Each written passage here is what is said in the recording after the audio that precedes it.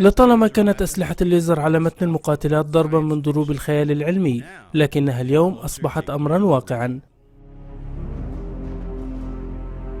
مختبر أبحاث سلاح الجو الأمريكي أخبر شبكتنا أنهم يأملون في الكشف عن مقاتلة مسلحة بالليزر مع حلول عام 2020.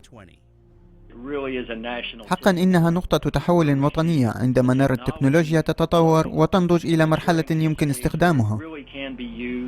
هذا العام نجحت وزارة الدفاع الأمريكية البنتاغون وشركة لوكهيد مارتن في اختبار جهاز ليزر، حيث يسمح للطائرات التي تفوق سرعتها سرعة الصوت بإحاطة نفسها بدرع ليزري في جميع الاتجاهات يحميها من الصواريخ.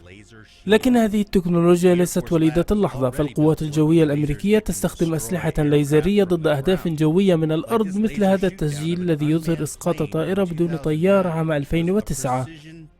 وفي البحر، القوات الأمريكية لديها أسلحة ليزرية على متن المدمرة USS بونسي، ولكن ضرب أهداف متحركة من مقاتلة تسير بسرعة مئات الأميال في الساعة يبدو أمرا أصعب بكثير. وبإمكان الطيارون استخدام السلاح للحماية من المقاتلات المعادية والمخاطر من الأرض، وكذلك من الصواريخ الموجهة، ولا حاجة لإعادة التزود بالذخائر لأنه عبارة عن سلاح يعمل إلكترونيا. وليكون فعالا يجب أن يكون سلاح الليزر الخاص بالمقاتلات أصغر ومضيئا بشكل أكبر من مثيله على الأرض، ويجب أن يكون دقيقا رغم اهتزاز وسرعة المقاتلة المعادية. خبراء يقولون إن ذلك سيكون بداية لعهد جديد في الوقت الذي تخطت فيه أسلحة الليزر حدود الخيال العلمي إلى أرض الواقع.